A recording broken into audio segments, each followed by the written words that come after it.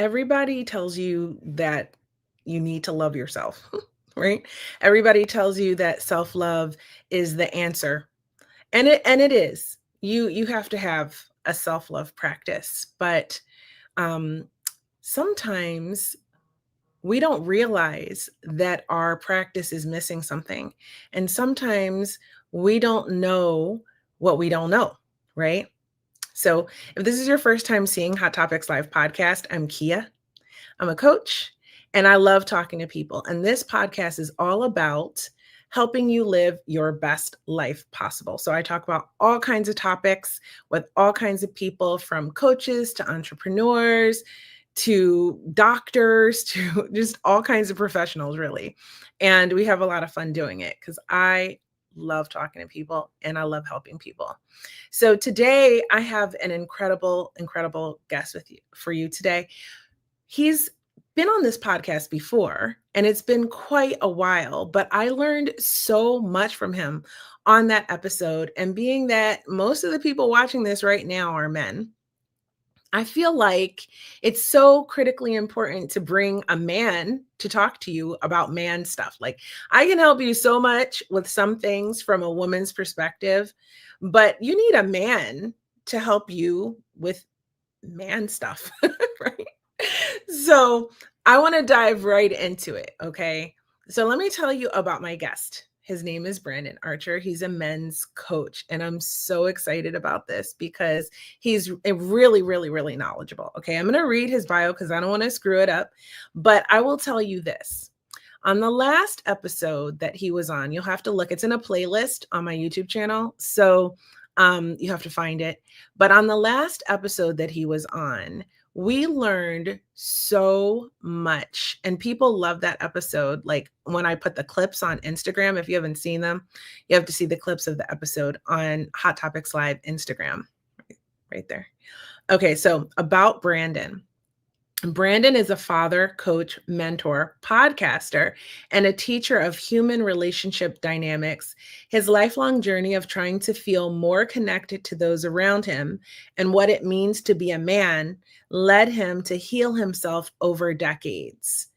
The knowledge gained from that process he now shares with other men so that they can have deeper connections with themselves, their manhood, their purpose, their partners, and their children. Okay, so that is critical. And if you know me and you've been listening to this podcast, you know I'm always like, get a coach, get a coach, get a coach. And here in the United States and a lot of places around the world, the family unit is pretty broken.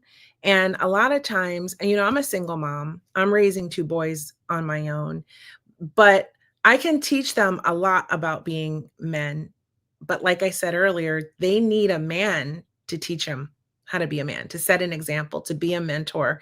And I've been fortunate enough to find positive male role models for them in their life. But what happens if you didn't have that? And what happens if you're an adult male now? And I will tell you, if you have seen my dating after divorce episodes and hear some of the stories I share on there, I'm always talking about meeting men who aren't healed and how much better the relationship would be if two people who are in a healing journey come together. And I think it's beautiful, the work that Brandon does. And I'm really excited to jump into this because self-love is the beginning of everything, right?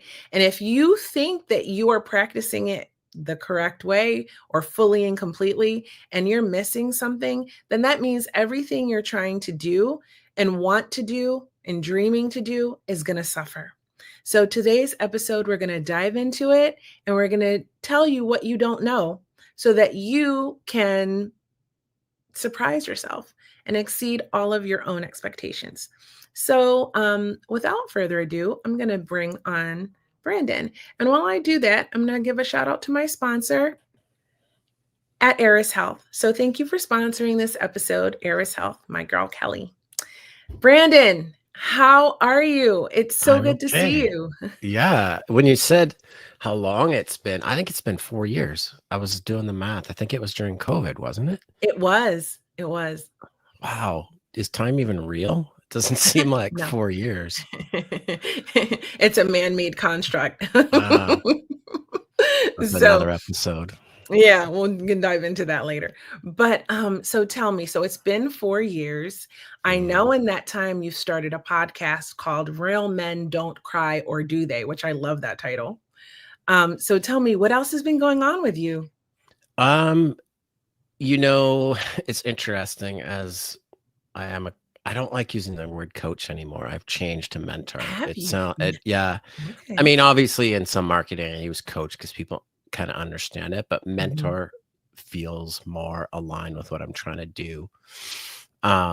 What's changed for me is I'm just further down the path of my healing and my journey, which gives me a different lens again, which is really an incredible experience because I just turned 50 last month.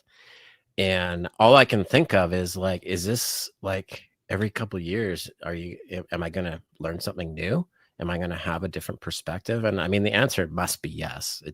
Because I don't plan on being stagnant. So I just find it interesting that from when I was here last, I would say what I shared, I have that same view, but now through healing and self-love, like what we were going to talk about, and deepening that and understanding that more, you just start viewing things more and more differently. It's incredible. It's actually really hard to put into words. Wow. Wow. Well, that's a lot. I mean, we're all always healing. I think once you start Yeah. that journey down that path, you realize that it's never ending. You are going to be healing things. Something else is going to come up. You're going to be working on yourself. I mean, we are our greatest project of our Mm, lifetime, hmm. right? So it's incredible that you have continued on that path and have gained greater understandings about things. I can't wait to hear them. But also happy birthday. Thank you. And 50 is such a blessing. I'll be 50 next year. Oh, wow. Welcome. Yeah. Yeah. Are you having a hard time with it? You I know what? did. I asked because it was actually hard on my not So well-being. so okay, that's kind of a two-part thing. At first I'll say ask me again next year. But this last year when I was turning 49, I did have a moment. I had like a little moment where I was like, "Oh my god." Like this is like half a century. Like, Yeah. and you know what happened? I thought, oh my God, I'm getting older, and also as a woman, I'm perimenopausal. So that has its Mm, own implications and how it affects you and your hormones. And so physically, aesthetically, like emotionally, there were all of these components to aging up. But then, so my birthday came and I had this really amazing birthday. And on my birthday, I realized what I've been saying for a long time is every day is a blessing. Every year is a blessing. And what a blessing it is to have turned 49. My father died when he was 37. What a blessing to have made it this far in my life. And you know what? I feel like I look really good. I feel really good in my body. I'm still having a lot of fun. My mentality is just to enjoy life, to take care of myself, to do my healing work, to practice self care. Like, I'm at a point in my life where I think that I'm better than I've ever been, and I'm still evolving. So, for me, and this all was the epiphany of my birthday. So then I was like, okay, I got this. I think I can turn 50 and I'm going to throw a party and I'm going to go to Europe. I'm going to go on a trip. This is like a little wedding, but it's my birthday. So I'm going to go have the party and I'm going to go on away on a trip and I'm going to really celebrate that year because I think it is a true, true blessing. And I also decided to do things that would help with my longevity, mm, meaning I started taking hormones like therapy and I started, restructuring my fitness regimen.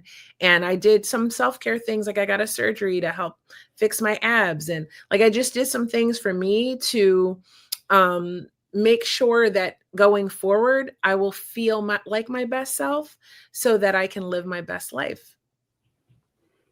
That's amazing. Thank you.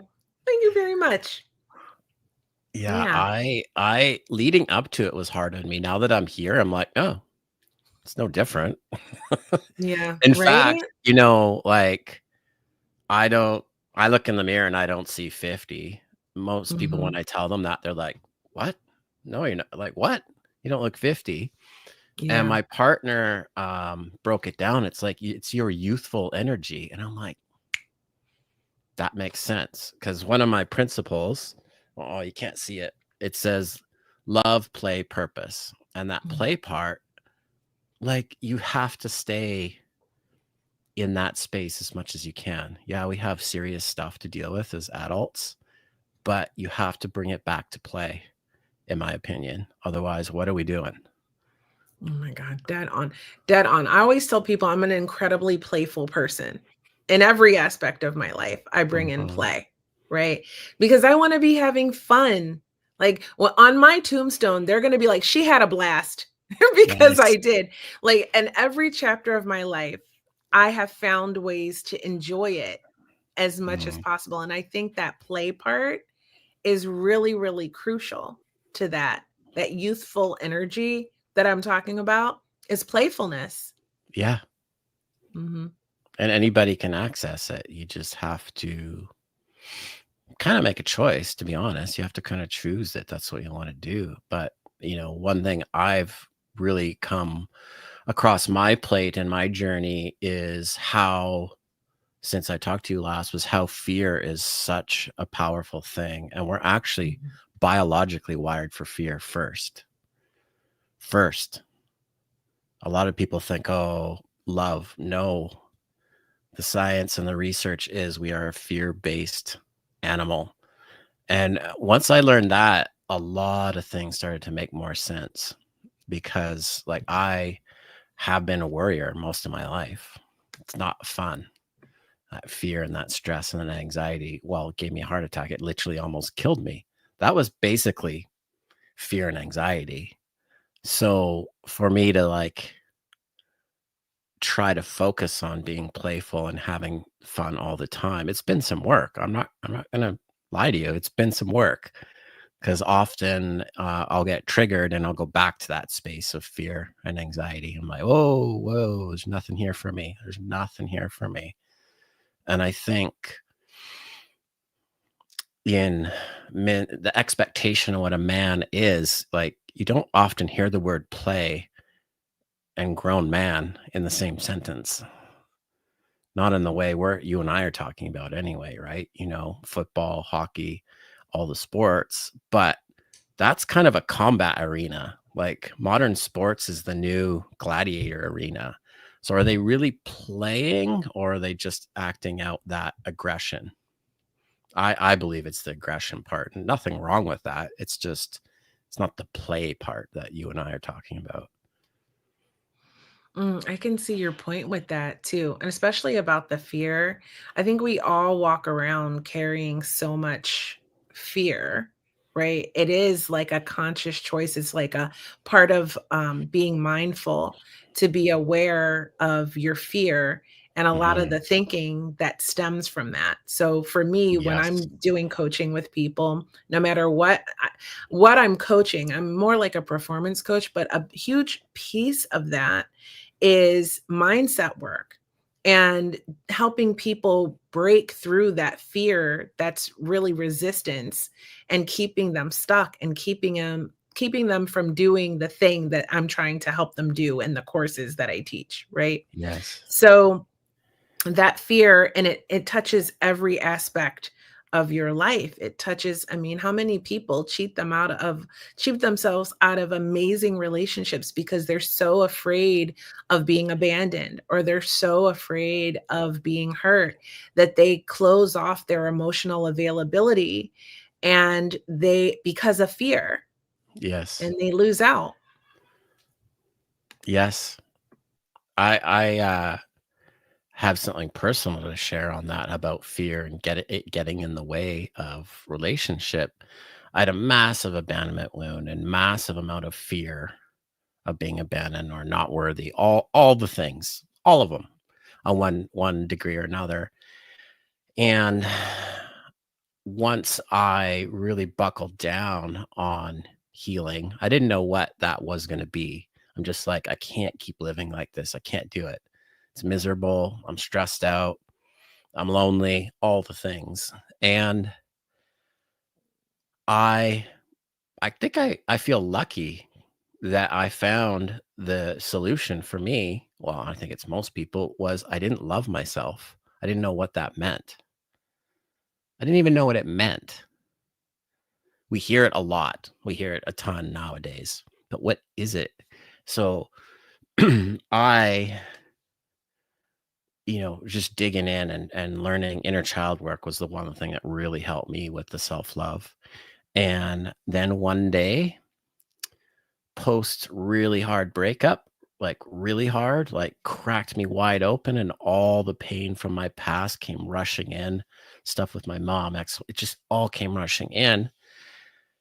And few months later, one day I wake up and I'm kind of happy. And I'm like, what's going on? And the way I describe it is I felt this love like I had a partner in my life. I felt loved, yet I didn't have a partner. And I wish I'd wrote down the day. It was a Saturday, I know that, but I wish I knew, because this was the moment I realized, holy shit. Oh, sorry, I swear on my podcast. Apologies if it's I'm a veteran, honey. You're fine. okay. And I'm like, I think might be what they're talking about, self-love. Like, how can I feel this love when there's nobody here with me? So I could look in the mirror and I'm like, I love you. And for people that have parents, this will make way more sense, because this is the way I describe it. Self-love is when you can look in the mirror and you have the same feeling you have for your children. If you can't do that, you don't love yourself. That's the metric I use for people and the clients I work with. And a lot of people are like, oh, I love myself. I do X, Y, da, da, da, da, all these things. I'm like, no, it's not a thing. It's not a thing. It's not yoga. It's not eating well. That's self-care. Self-love is like, wow, you're amazing. Because if we have kids, we love them faults and all, right? Yeah, for sure. I mean, there's especially my kids, and I'm sure anyone with kids, like, there's no comparison. There's nothing that can compare to the love that I have for those little beings that came out of my body, right? Yeah. So that for me was the moment I'm like, oh, damn, this is not the self-love people talk about mainstream. This is like something more. And I think what I have come to believe is why it's not talked about is it takes work. It's not yoga. It's not eating well. It's not all these things that are important. But when we reject the parts of ourselves that are, we might dislike, you don't love yourself. If you walk around going, I screwed up again, well, you could say that. But if there is parts of you that you despise, that you might even use the word hate, you don't get to hate parts of yourself and also say you love yourself. It's not the way it works. You either love yourself or you don't. I love that you said self-care is not self-love. And a lot of people think that if they're doing these things for themselves, they're taking care of themselves, that they love themselves, but it's deeper than that. Yeah. It's embracing the dark and the light. It's embracing your faults. It's loving every part of yourself. You know, even the flawed parts. And I think beyond that, acceptance, you know, Yes. and grace, because you're going to work on some of those things like your core wounds. um Maybe you hated that you had a huge abandonment wound and how it was affecting your relationships, but you can still love yourself enough to do the work to heal Yeah. it. Yeah. And you don't have to be perfect to love yourself. There's Mm. nothing to fix. That's the, and especially with men, like we're fixers or doers. I got to fix something and then I'll love myself. Nope. Nope. You said it. It's acceptance. It's just acceptance of who you are, where you are. Your worth as a human is not tied to anything. It's not tied to what you do or what you say, like what you've done, right? Like I had a ton of shame, and I figured that out. And that was a big thing where like grace and compassion for myself came into play because we make mistakes. We do. Should we have known better? A lot of my shame was around my kids and how I parented them before I knew what I know now. Things I said I'd never do that I did anyway. And it ate me alive. And then I realized I can't do that to myself. That's not moving forward. Having grace and compassion for that past version of me is so, so, so critical. And as a parent, one reason it's really critical is I want to show my kids what you can do, what you can accomplish inside. That's really beautiful. I feel that too, because um there are certain choices that I've made in my life, and I would just um feel so terrible, like, why did I do that? It was like, now I have to pay for this for the rest of my life. Like, at Mm, some point you have to go, this was a less healed version of me, and I have to love and forgive the person who made that choice and give them some grace, because they didn't know what I know now. And they were dealing with yes. wounds that were unhealed. Right. And so I love the inner child healing. That was a huge part of my journey. In fact, our stories are kind of parallel in a way, where I had a breakup, and it sort of destroyed me in a way, like, at Mhm. least my heart, like, it just broke my heart into a million pieces. And I launched into a 2-year period of doing intense work on myself, because I felt like whatever was within me that caused that to fail needed to be addressed. And so, through a lot of work, a lot of inner child healing, a lot of learning about attachment styles, a lot of learning about um, different relational skills, has really brought me to a place where I'm very clear on my stuff. And I'm also really clear on other people's stuff very Mhm. quickly. So it's really worth it, especially because if you're out here, like in my other little mini series or limited series I'm doing on this podcast is called Dating After Divorce, right? And through that, I have talked to so many men, because I date men, but you date whoever dates what they date, right? And I've talked to so many men, and that's kind of part of the podcast. So I talk about my experiences and what I've been seeing and feeling, and it's kind of interesting and learning. And one of the things is that was so shocking to me was how many men have not even begun to look within themselves and start to heal from their divorces, from the death of a loved one, from so many things, all of the life things that happen that kind of wound us. And I mean, I can only speak for men because I date men, but I know it's the same for women. There are so Mhm. many women walking around just so wounded that they're going around hurting people and damaging people, right? And because, as they say, hurt people hurt people. Mhm. And so for me, it's almost alarming to see how many people are just not there doing the work yet, you know?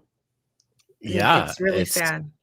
it's if you want to talk percentages, it's like literally 2% of men go down this path. Like I believe that until somebody like just by the people I meet in life, right? I'm like, Mhm. "Oh, yeah, done some work, done some work." Yeah, none of you have even gone opened that book yet.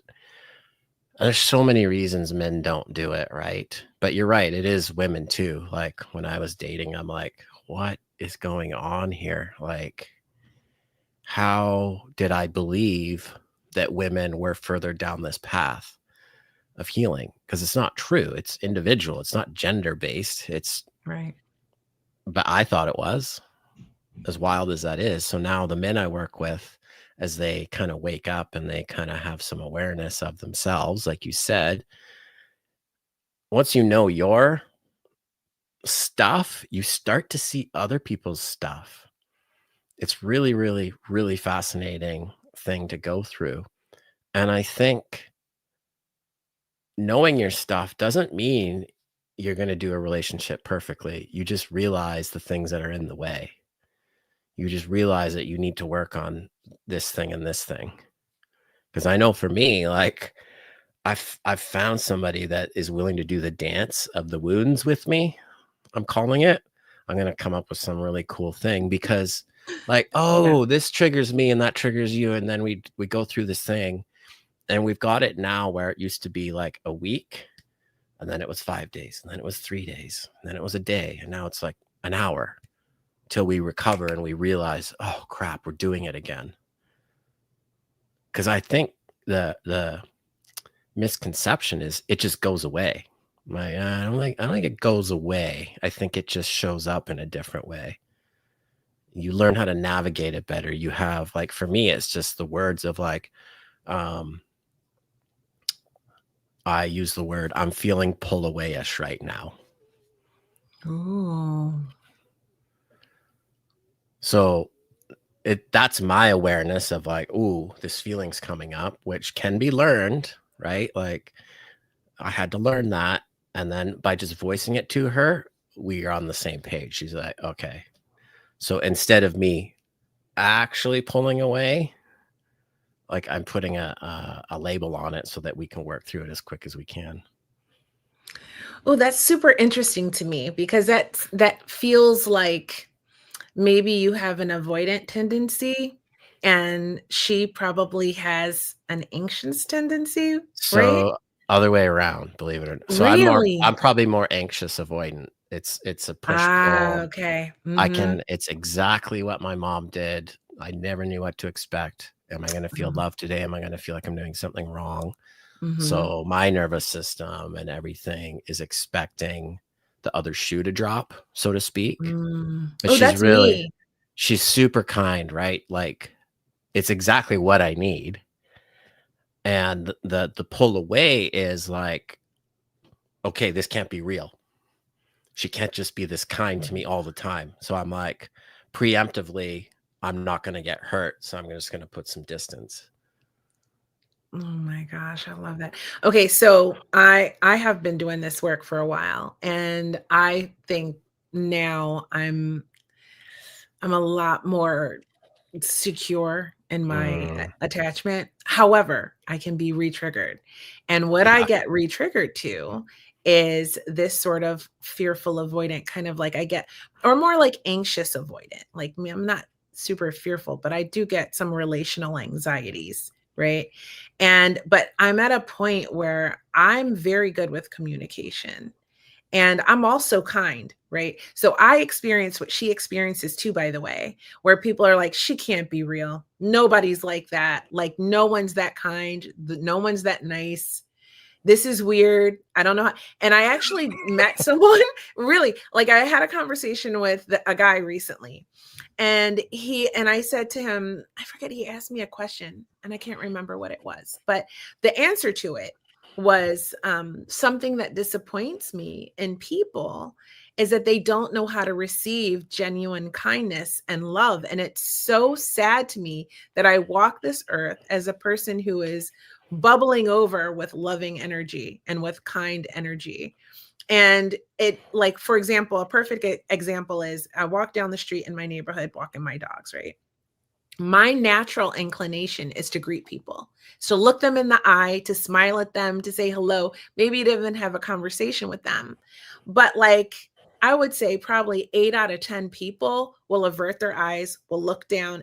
So I've had to learn to like read the room, right? Like to read their energy as I'm approaching them to see if I can be my normal self or if I have to like mask and just pretend I don't want to say hello when I do, right? Like, you know what I mean?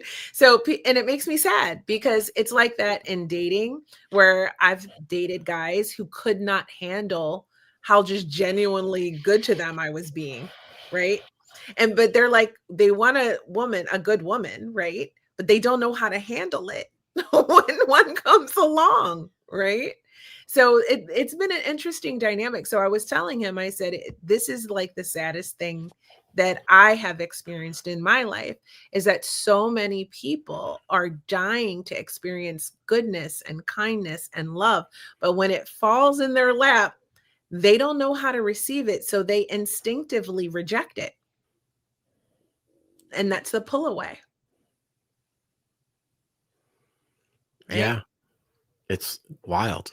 It's fear. You want it, but you're afraid of it because it could hurt It could to hurt. lose.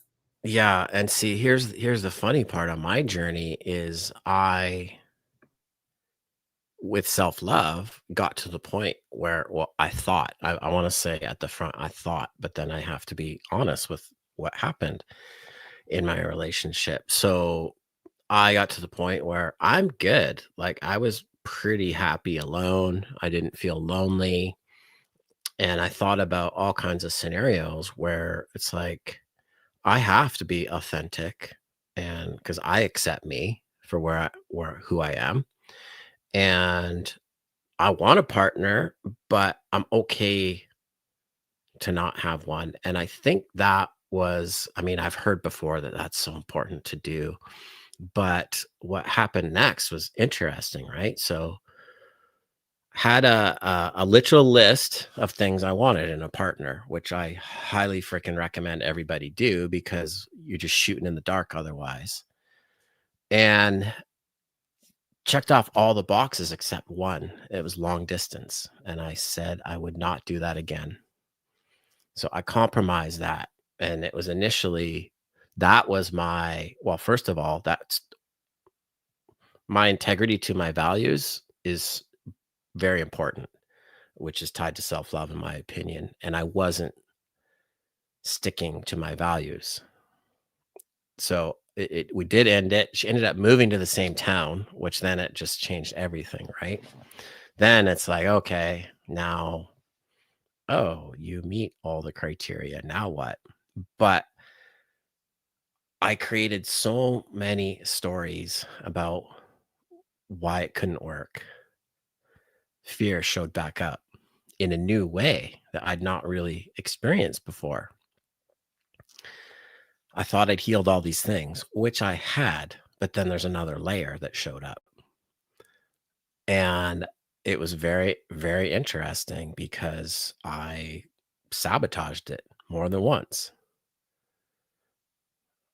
More than once. I just like, I didn't just throw a hand grenade in it. I ordered a nuclear strike. Oh my. It was bad. Yeah. And I'm like, I had to have a ton of humility to realize what I'd done.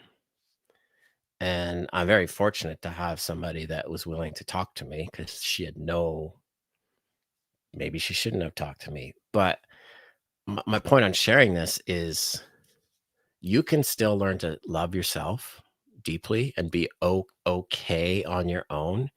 I believe everybody wants a partner. I don't really care what they say. I think they're lying to themselves if they say they don't. And it's still going to be hard. It's still going to be hard if you want a deep relationship. There's still going to be triggers that you didn't see coming. There's still going to be that little boy in me just scared that, like, she might hurt you. She might hurt you. She might hurt you. But the self-love part for me is like, hey, buddy, yeah, maybe. And if that were to happen, I've got you. Yes. So, one of the things that I've done, and one of the things that I do in my self love practice, right, is I always remind myself, like, I put my hands, I think I've said this on the podcast before, but I put my hands on my heart. Yeah. Sometimes I'm in the mirror and I look in my own eyes and do it. And I say, I love you. Mm-hmm. I do. I got you. I love you.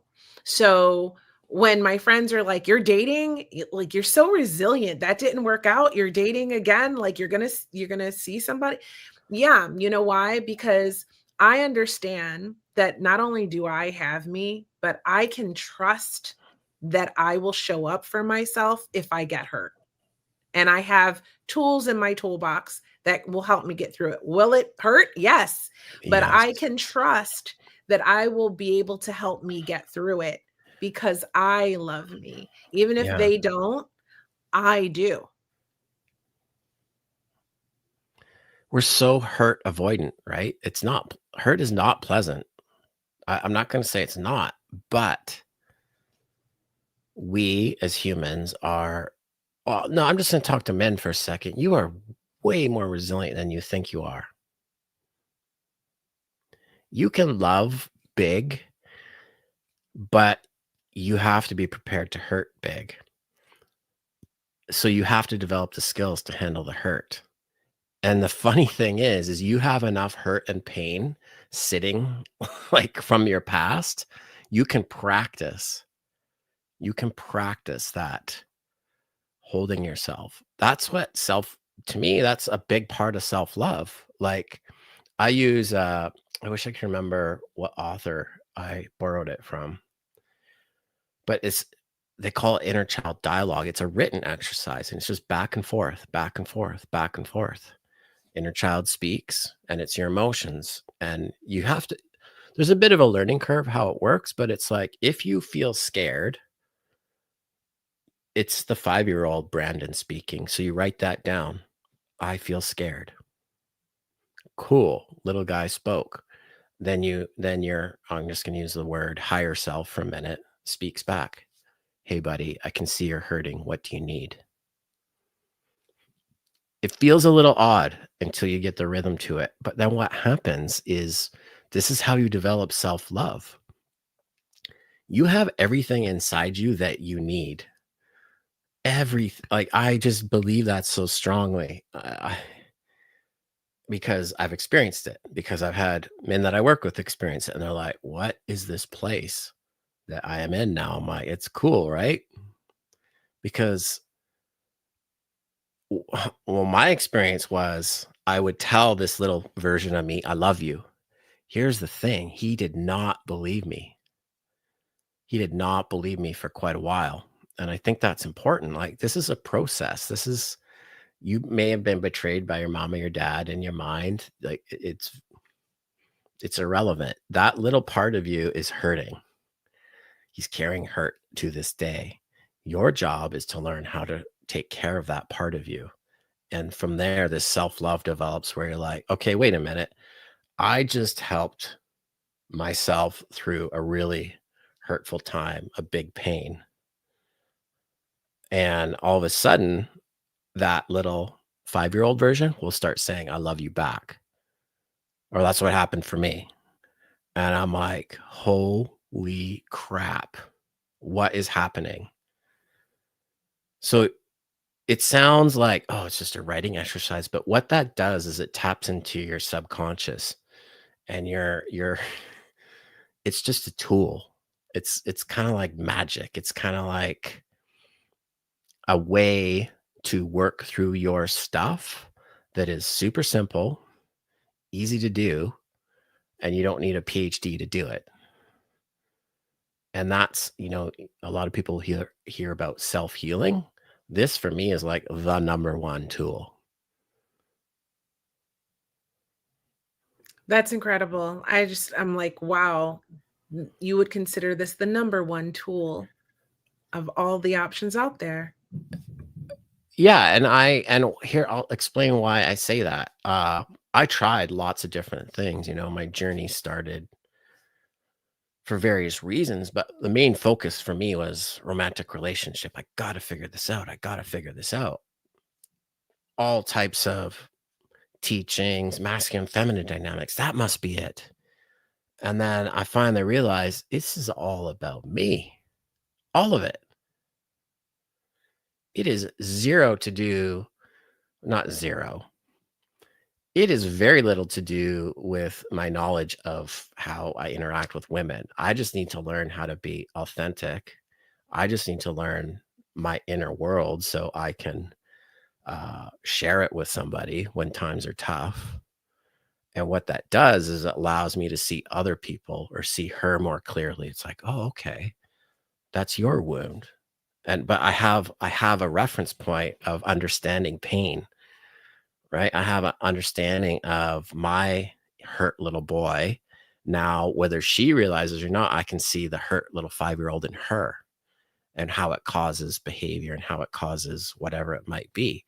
So by connecting, with me, I can now see other people more clearly. I can give them grace. I can give them compassion. I had a story on what a partner should be for me. I had to, I didn't have to throw it out, but I had to evolve it to allow the other person to be human, make mistakes, not be perfectly matched, because I don't know if that actually exists, but a partner to work with on this stuff, or at least have the conversation. I'm like, I feel hurt right now, or she can share that, and I don't lose my shit, because that's not going to help. It's not about me. It's about her feeling hurt. But we get we're taught from a young age that we project our hurt. Oh, it's your fault. Well, no, it's not. You feel hurt. Did they trigger that feeling? Yes. Yes. Should they stop doing that? Depends on the behavior. But when you love yourself and you can hold yourself, you can stop blaming the other person for how you feel. So we all generally want to do our loved ones, do right by them. We want to treat them well. But when we go through a relationship and we're so used to being treated poorly, and we just accept that that's the way it is, they're just going to continue to treat us poorly. Is that their fault? Should they treat people better? Maybe. It's kind of, it's a bit of two different subjects. But if I know what makes me feel loved, which I can only do by working on myself, now I can declare, hey, this thing makes me feel loved. Would you mind doing it? Most people will go, of course, I'll do that for you. Because it's usually a simple thing, right? It's usually not something, buy me a Lamborghini. Like that's not love. But the only way you can get to that point where people will, air quotes, treat you better is by understanding what treat you better even means to you. It's been my experience anyway. And I recently made a request. I had to sit with why. Okay, when this thing happens to me and I'm triggered, what do I need from her? Like, what would help? And I shared a little bit about the abandonment wound and the pull away-ish feeling. Um, all it was? So simple. I'm like, could you just tell me you're not going anywhere when I feel that way? If I say I'm feeling pull away-ish, could you just say that? So I had to take her to the airport a few weeks ago, and I go to pick her up, and I'm feeling pull away-ish. I'm like, just this is the way I'm feeling right now. And she hugs me, and then when I drop her off at the airport, she says it to me, and that 5-year-old little guy in me just bawled his eyes out. Oh my God, I love that story. That's beautiful. But that is how easy a relationship can be. Like, if you can just get to the point where you can say, like, actually was talking to my friend Sarah. She's gonna come on the podcast the day after Thanksgiving, American Thanksgiving. And she's doing this whole relationship course, and she's extraordinary. She does hypnotherapy, she does a lot of things. But we were talking about this, and I was participating in some of her market research, right? And she was saying to me that with her partnership, they talk to each other. This is like so mind-blowing, but it's deliciously simple. They talk to each other and tell each other what they need and then do it. Right? So it's very, very simple. Obviously, you're not going to go into a relationship fully healed. And even myself, where I feel pretty calm, pretty secure when I connect with men, even when feelings are developing and all of that. But at the same time, you're not going to know, you need to be in that relationship to get triggered, to heal more stuff, Yes. basically, is what I'm trying to say. It's a pain And in the ass. yeah, you can't, you can only go so far in your journey alone. Mhm. So once you get into that connection, you have to pick this partner. And at least this is really important for me, to pick a partner that I can communicate with and say things to in a healthy and loving way, and ask for what I need. But first, you have to know what you need. And Yes. then you have to be able to communicate that in a way that's not mean or rude, or like you don't have to like scream it at them or freak out or whatever. But it's you've got to find that partner, if at least for me, that you can sit down and say, hey, listen, this is how I'm feeling. Or, hey, I freaked out yesterday and I said some things I didn't mean because I was really hurt because of this thing you said or did, and I Mm. feel bad about it. But this is what I would have liked to say if I didn't get triggered and have a reaction, right? Instead of a response. And that we can talk about that. And then I can say, this is what I need. And then that person can say to me, okay, I got you. Right. Mhm. And then do it. So that is exactly what you guys did, you Mhm. know? And it's so healing, and it's so beautiful to be able to be in a connection where you can just talk to each other and actually really, really connect in a way that you want to do what that person says, and like and what they need. You're going to honor what they need because you care about them and you want them to be happy. And I think with me and Sarah, we are talking about, people are oftentimes so afraid to just go, this is how I need you to love me, as the Yes. relationship is getting more serious, you So know? here's the funny thing about that is we all express love and receive love differently, and we think everybody does it the way we do it. So I have a client, and he's like, she doesn't do this, this, and this, and this. I'm like, have you told her that that's important to you? Well, no, she should just know. I'm like, it's not the way it works, because, and this is where I'm going with this, is most people have heard of the love languages, right? Mine are quality time and touch. There's words of affirmation, there's gifts, and I'm missing one, and I'm Acts of totally service. acts of service. So if you are a person that is date who is like me, quality time and touch, and I'm dating somebody that's acts of service and gifts, it is not natural for me to give you gifts and do acts of service. And I will be sitting here wondering, why doesn't she want to spend more time with me? And she'll be sitting there wondering, why doesn't he buy me a gift? It's because we receive love differently. So it doesn't mean you're not compatible. It means you need to go, oh, damn. Okay. Acts of service. She loves it. Make her brunch, whatever it might be. It's proactive. You don't, it doesn't just happen. Like, it's Yeah. not a fucking Disney movie. No. Like, it doesn't work that way. It takes some effort, and it takes, well, knowledge of yourself. So you can ask for those things. And as men, like, we're kind of like told you got to have it all together. You don't have Mhm. needs. Right. Bullshit. Mhm. Do you know where that started? Where? Tell me. This is wild. And I didn't plan on talking about it, otherwise I would have looked up the research. Infant boys and infant girls react differently to their caregivers. Boys' eyes will dart side to side. Girls will hold a gaze. So what happens with caregivers is if they're, let's say there's twins, one's a boy, one's a girl.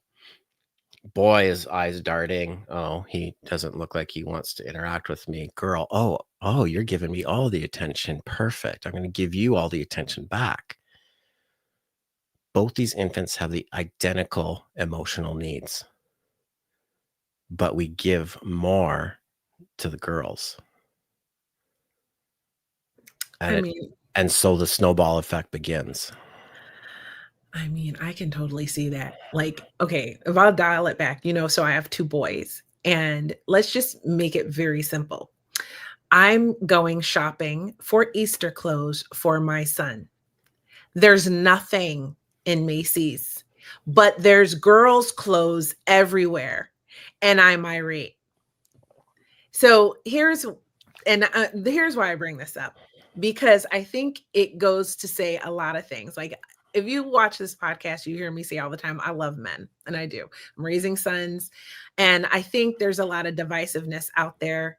And on a time, a strange time, where I will tell you, I am would consider myself a feminist, but I love men, so I'm never gonna be throwing men under the bus and running them down. It's just never going to happen. I'm always going to be trying to elevate them, because I don't believe the rhetoric that they would try to have. And like the old patriarchy ways where boys don't cry and you have to hold your emotions. And actually, this was a huge conflict in parenting for me and my ex-husband, because we have boys, and his philosophy was, no, hold your emotions and don't. And okay, I get you. There is a point to where men in this world have a lot on their shoulders, right? And you have to be strong. But is not crying strong? Or It's is the crying most and feeling your emotions strong, it's the right? most courageous thing you can do. Right. It's my point. So I think, in my opinion, humbly, that men really get a raw deal. And they're at, just to speak to what you're saying about the babies, at a disadvantage from birth Yeah. about how they have to show up in the world, right? So I think it's incredibly important to have a little bit of compassion for that, you know? I think it's really important.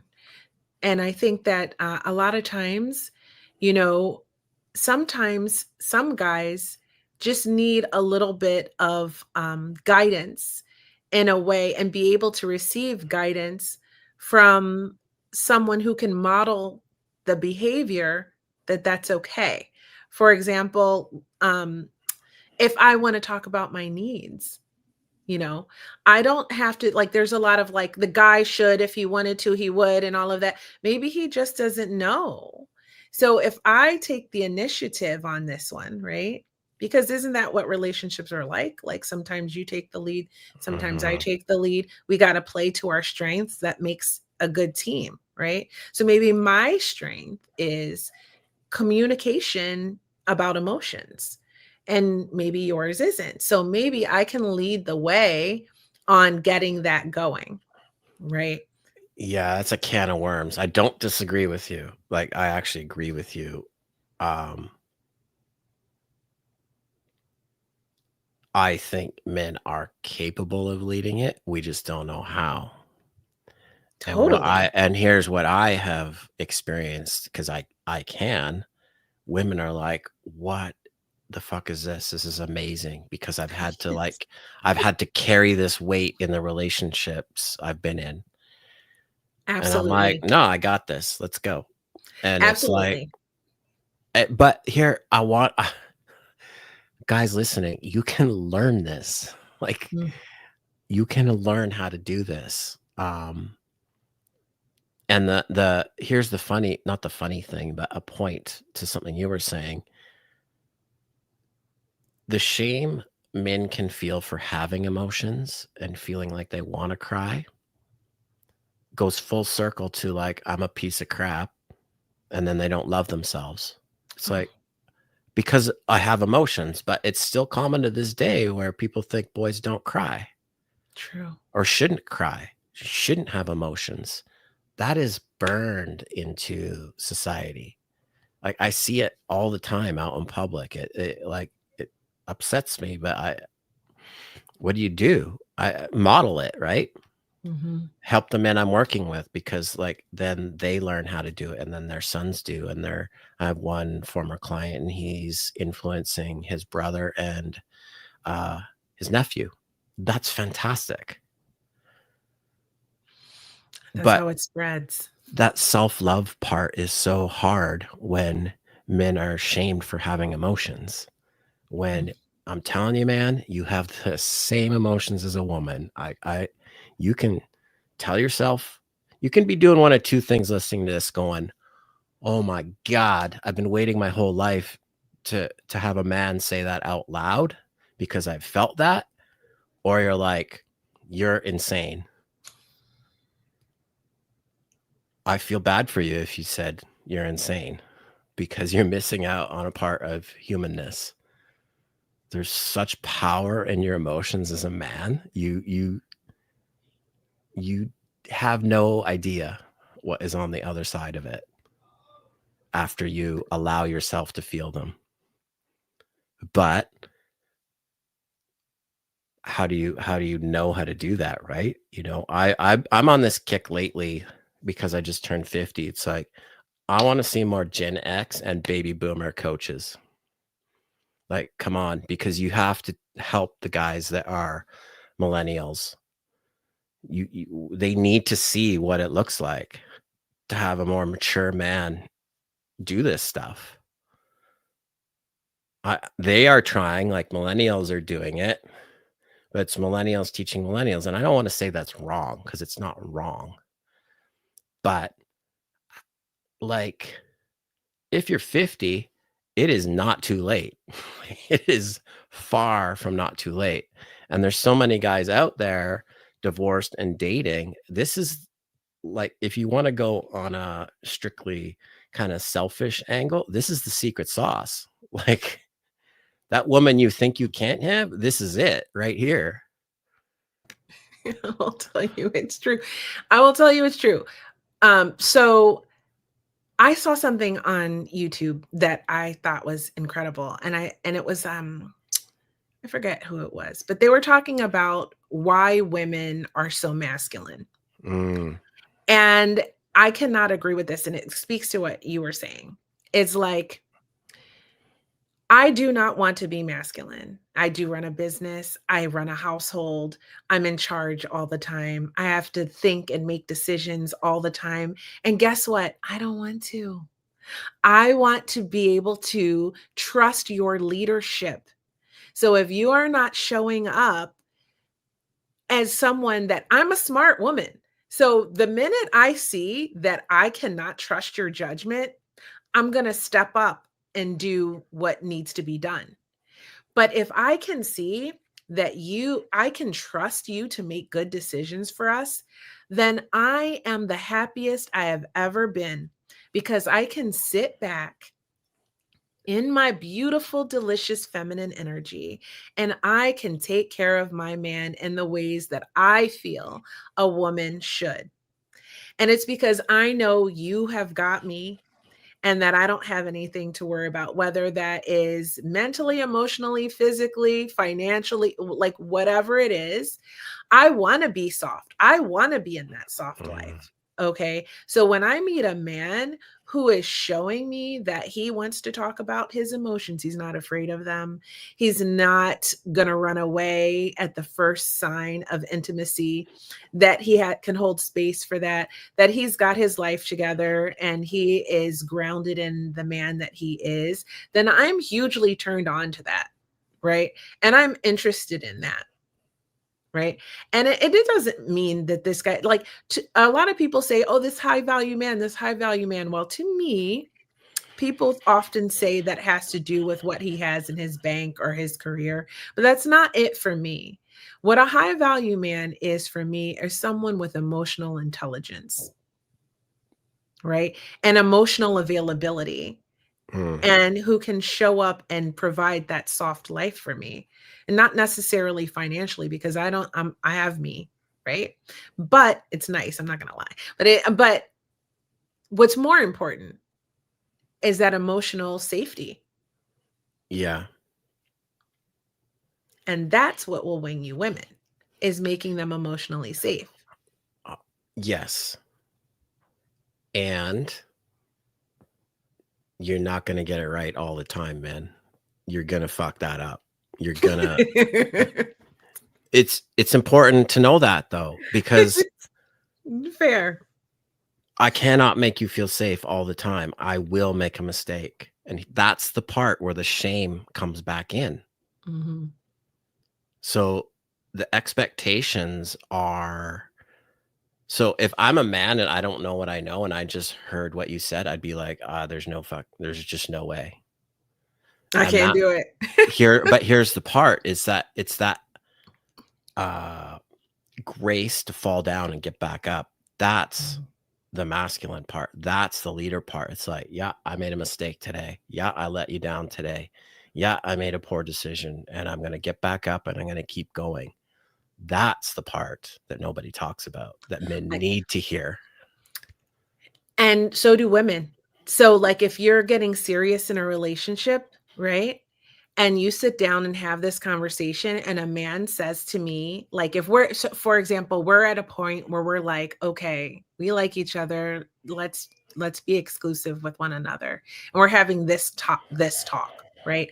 If a guy said that to me, I would think that was one of the most beautiful things that I've ever heard, because I'm not going to be perfect either. Mm, I'm not going to get it right all the time. But what I would like from my partner is grace and understanding and patience. And I will give that to you mm. as well. I think it's important to learn what men need and what men like to hear, because it is very different from women, and there's not a lot of conversation about that either. And especially if you're, a more aware woman, and you find a guy with a good heart and you can tell he wants to try but he's not sure what to do, the way you encourage him is maybe not what you think it is. Well, So do tell. well, you said decisions, right? And, Mhm, I'm gonna step in if I can't remember how you worded it exactly. mhm, How I heard it as a man is, mhm. if I make a bad decision, you're gonna step in and do something about it. I see what That you're saying. is kryptonite. What we wanna hear, what we need to hear, uh, is twofold.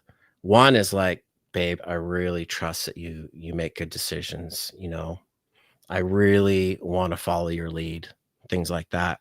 When we make a mistake, it's like, "Yeah, babe, I know. It's okay. I got you. I'm right here. Encourage him to pivot. Don't like step in and take over. That's not what we want. We want to lead just as much as you want to be soft and follow our lead. That's beautiful. So it's a nuanced thing, and I know it's tricky. Like the guys I work with, we do this dance. We teach them how to do this dance because it's a dance. And when we as men bring in all our misconceptions about relationships, women are asking for more, which is not wrong. They're asking us to level up. What does that look like? Because what happens, I have men that level up and their women don't come with them. They have standards now. And then the relationship more than once has ended. And I'm not saying that's going to be what happens. I'm just going to, I want to share that an embodied man is maybe not what you think it is. In a good way. Interesting. I'm not saying that to you. I'm saying that to everyone listening. No. I'm just thinking. I'm thinking about that because I know a lot of really amazing men who are just, I don't know, feeling sort of discouraged with women. And so I was wondering, maybe that's why. Because we tend to do that. We do. If we feel like you're not showing up in the way that we hoped, we tend to just handle it. Yeah. It will not encourage us. You will not get the result you want by doing that. Mm-hmm. We It's are good to know. we are a scared little boy inside learning how to be a man. That scared little boy part is never going anywhere.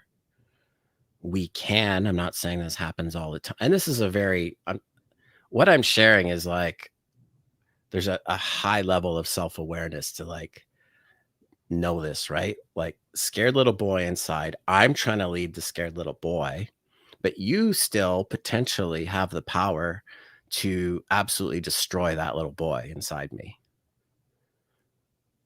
Right? One of the ways is not following the lead. And it's nuanced. I'm not saying it's not nuanced. I'm not saying a woman should blindly follow him. You are 100%. I have an analogy which always seems to help people make sense of this. The boat, imagine a boat. There's a captain and there's a navigator.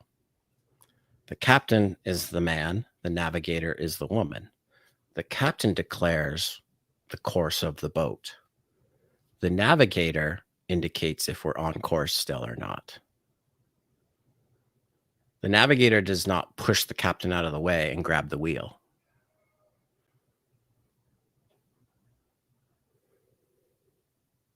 It makes sense. Yeah, it makes sense. Unfortunately, that's just not how it goes a lot of times, like with as far as in relationships and what I hear from women. But I But it's like agreed, but it's a skill on both sides. That's what I'm Mhm. saying is this is it's something that you can build together. Like if you've been married for 10 years and people want to go down this type of path of improving your relationship, because there's other ways to do it too. It takes time to figure out the roles in the relationship. It's not blue jobs and pink jobs. That's not what I'm talking about. It's a healthy way to move through the relationship where a woman gets to be soft, a man gets to feel like he's leading, but it takes work on both parts. It's I not just for the definitely man agree. to like change and everything will magically be better. Well, no, because then there's the dynamics. Like I said, there's a lot of women who are still working on their healing. I am one of them. And so understanding this is why I love episodes like this, because understanding how to speak to men, to motivate them, to there's a nuance to being feminine as well. Yeah. Like there is there's a, for example, with my sons, okay, I can get them to do anything I want, not only because they're my sons and I can go in and demand that they do their chores, right? And the chores will get done in a very frustrated and angry and, way. And they won't be very happy with me. Or I could talk to them in another way and sort of Mm, encourage them to get them done and show them the benefit of how we all benefit when those chores are done, right? And if it's kind of like what you said, there's a nuanced approach to how to get them to do this thing that's important to me that gets done, right? So I definitely can feel what you're talking about. Like the way we give and receive information as men and women being different, and why it's important to understand how a man needs to be inspired instead of yeah. just being like frustrated and like, okay, I'm going to do it myself. Yeah. And here's the thing. I've made these suggestions to women before and they're like, come back. It didn't work. I'm like, how many times did you do it? I did it once. I'm like, yeah, but that's not the way this works. It's like you're introducing something new. It takes consistency. So if it's let's just use taking the garbage out. It's maybe a poor example, but hopefully there's enough context in here. It makes sense. If you say, get off the couch and take the garbage out, you know what I hear? I hear my mom giving me crap. If I hear, oh, babe, you know what is the most manly thing you could do for me? I love the way your biceps are ripped when you take the garbage out. That's awesome. That's awesome. I'm laughing because it's funny, but also it's like so simple and cute and easy to do, but oftentimes we don't do it that way. But No. we should. Like And I honestly think we should. And I see the difference in my kids when yeah. I talk to them one way versus another. And they're just boys that are going to be men. And it's so like everybody listening, this is nuanced. You need to go learn some stuff because it might sound crazy right now, but it takes work and it's not a woman mothering the man. That is not what we're talking about. And that's what default kind of behaviors go to, right? It's nobody's fault. It's just where we're at in North American society. It's so skewed, right? Quite often it's like boy mom dynamic. It's very, very common. And nobody likes it, but we don't know what else to do. We're stuck, right? And when God, I that's talk to such a women dating, they're like, "Oh my God, they're balance. so immature." I'm like, "Yeah, it's because this is how we've set up North American society. There's no men teaching teenagers how to be men because the men don't know how to be men themselves." My partner Wow. shared something with me. She was with her ex-husband for 15 years, I think, and she says to me, "Yeah, he was my best friend." And I'm like, "Are we best friends?" She's like, "No, this is way different." I'm like, I think, whoa, dodged one there. It's like, because that's not the dynamic I want, but we're taught, oh, they should be your best friend. I'm like, no, that often doesn't create a dynamic that works. So I don't want to overcomplicate it, but there's just so many layers to it. And for men, well, and women, it starts with self-love. You got to like learn that you're not faulty for having emotions. You're not faulty for not knowing how to navigate a relationship. You are a human being doing their best with what they know, and that is enough to be loved. And you need to learn how to look in the mirror and go, I love that man I see. And it's not about doing XYZ. It's not about getting jacked. It's not about the career. It's not about the money. It's looking in the mirror, looking into his eyes and go, I love you. and you feel it in your body that that's real. Because probably what happens to most people is like, oh, it feels gross when I say that. I'm telling you, if you stick with it and do some work, it will shift. And once it shifts, as a man too, this leadership thing we're talking about in relationship Mm-hmm. gets way easier. I agree. I think the first times that I did this practice of just being like, I love you, it felt so inauthentic, right? It just felt Mm-hmm. weird and like such an unusual thing to do. I've been doing it for years now, so it's like supernatural. And but the more you infuse it with feeling and the more you do it, you're absolutely right. It just becomes like so real, and so it's almost more important to me than to hear it from anyone else, right? Like it just Yes. matters so much. And I do this whenever something happens that is upsetting or Mm-hmm. hurtful to me. I remind myself, and I do it all the time anyway, like sometimes just in the morning, right? Like, but it's like the way I say it to my kids, you know, Yeah. is the way or if you don't have kids, to some, maybe it's your dog or your best friend, or is like what I sometimes tell my clients is like with your self-talk, and you talk to yourself like your best friend or your mom or like someone you really love, instead of the negative self-talk and the shaming yourself and to weaponizing shame against yourself, really. And instead you think of it as someone else, and you start there. But the more you do it and you're doing it to you, it starts to become more natural to speak to yourself in loving ways, and also to tell yourself how much you love yourself, because everything begins and ends with self-love. Yeah. Everything you're going to try to do in life, whether it's career or relationships or anything, it's only going to be as good as you are to you. Yeah. I would say there's some very credible information to back that up. Yeah. So, I mean, I love this conversation.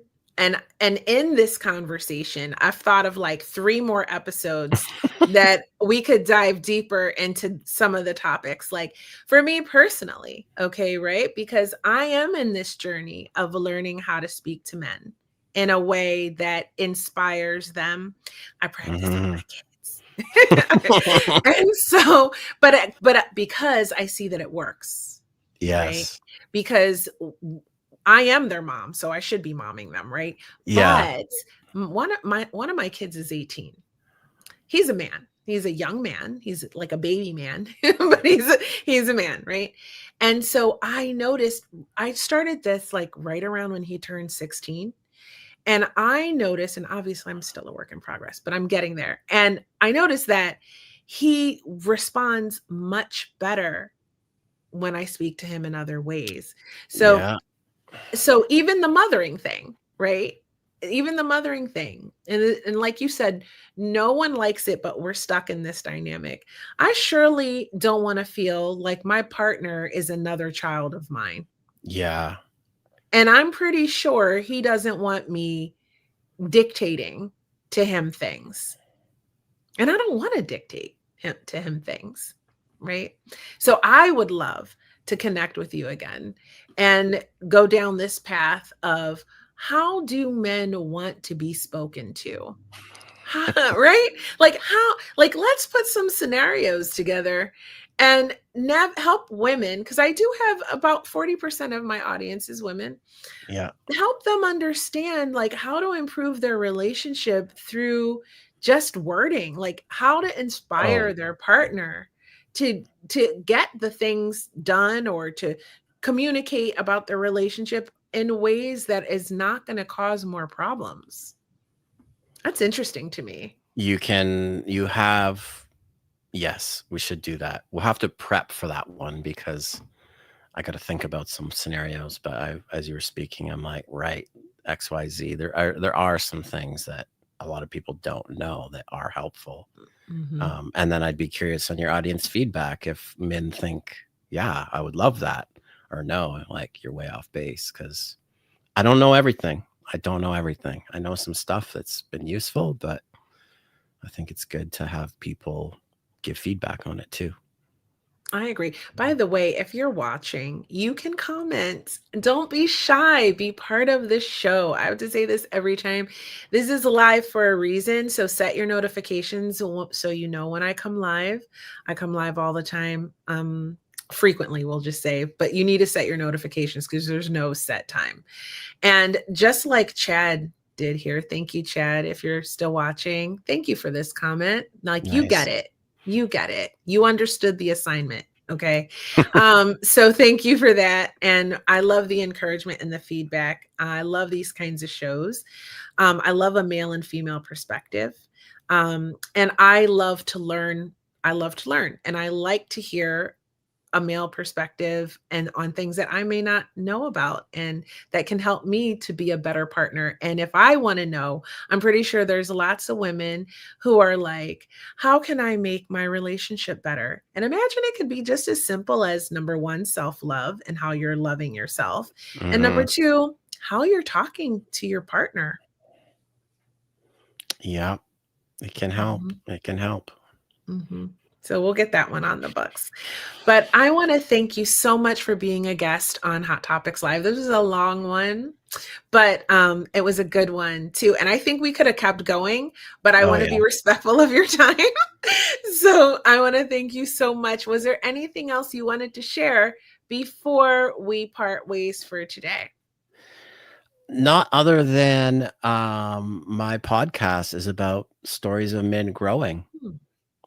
I do have some coaches on there, but we don't get overly coachy. We talk about their life experiences. So if guys are like, I don't know what you're talking about, you're just one guy, Brandon, come and check it out. These guys share their journey from all kinds of range of topics. It's been an awesome journey to get these guys and just ask them questions about their life.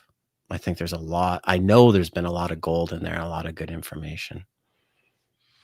And I imagine that's pretty much anywhere you can listen to podcasts these Yeah, days. Apple and Spotify for sure. Google, I can't remember. Didn't they just change Google? It automatically uploads, so it's probably everywhere. Just check. Like, just look for it and Yeah. listen to it. It's good. I see the clips on Instagram all the time. So, and Brandon's always putting cool stuff on Instagram, you guys. I follow him. I'm not a man, but I love learning that stuff, obviously, right? Because it is important to me to co-create an amazing relationship with my partners, as it should be for you, or to improve your relationship with your partner. And it starts with self, right? I like the men's perspective because I said I love men, but it is great for you to learn from Brandon. So go and follow him on Instagram. There's so much knowledge there alone. And now there's a podcast too. Oh my God. So you're going to be in amazing hands. And then if you want to connect with Brandon even further and find out more about what he does, go here and do that and connect with him. And I think your life will be better for it. So thank you so much for being a guest, Thank Brandon. I you. really appreciate you finally making your way back to my tiny little podcast 4 years later. We won't wait so It long was next just time. time. It was just time. Everything happens in divine timing, in my I opinion. yeah, I know it does. So yeah, So perfect time. glad to be here. Yay. So thank you so much. I'm going to put you back in the green room. If you have time to wait for me to say a proper goodbye, then I'll see you soon. Otherwise, I will connect with you again and find Bye out everyone. when to get you back on Okay. here. Bye for now. Well, how about that? Now that it's just us, what did you think about that? I think that he dropped so much knowledge. I learned lots of things through this conversation. And one of the biggest things that I think that um, I like that he said was like the thing that people are missing from their self love practice is like loving yourself at such a level like it's your kid, or like just imagine the thing you love most and you love yourself as much as that. And that's such a beautiful thing, right? Because, like I said, everything that you're trying to do in this life, whatever it is, it begins and ends with you and how much you love yourself, believe you are worthy, believe you are enough. And actually, that is why I created this podcast, to remind you that you are worthy just because you were born, and you are enough, and that you deserve to be living your best life possible. And Hot Topics Live podcast aims to bring people and have conversations that can help you do that some way or another with the information we talk about. So we have reached that point of the show where I do something very special for you. If you are new here, then I need you to take a deep breath with me. Okay, take a deep breath and close your eyes. And we're going to do like a little game, so to speak.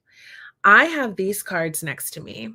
They're called the Soul Truth Self-Awareness Card Deck by Brianne Hovey, right? That's these. And they have messages on here. And I don't know what your spiritual practices are, your religious beliefs, but this is a very welcoming and open place. So I want you to maybe think of your higher self or whatever higher power you believe in. And this is going to be a message from them just for you to help you on your journey. And what I normally do is shuffle up the cards and one flies out and I take it so that it's totally random and I'm not like picking the message for you. But one came out already just as I started to shuffle. And they always align for some reason. So it says, how can I be more kind to myself and offer more grace in this very moment? You can't make it up. It just flew out. Okay. Growing our self-love is medicine to this world's broken heart. When you heal, we all heal. When you give yourself more grace, you are able to give the world more grace. Today's soul action: look at yourself with a grace filter. You are meant to be in this moment of your life. Release the inner critic and fill in that hole with your soul's truth that you are infinite, you are loved, and you are already there. So that message was for you from your higher power, higher self, whatever you believe in. I hope you enjoyed that. Again, I want to give a shout out to the sponsor of this episode, Eris Health.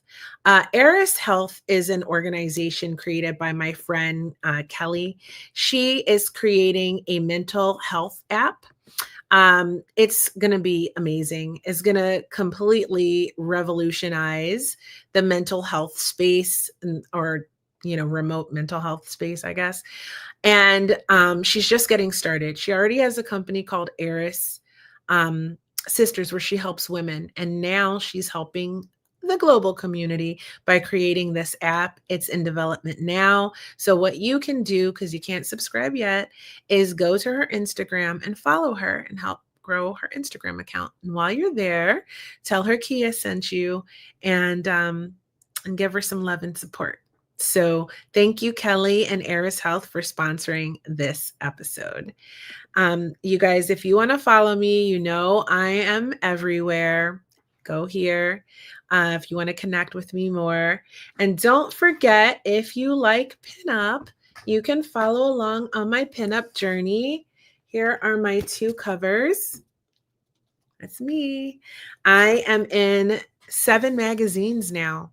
You can find the links on my Instagram at Creativity and support that journey. And it's don't get too excited. It's classy and it's tasteful. It's not too, I'm not, I'm not starting an OnlyFans.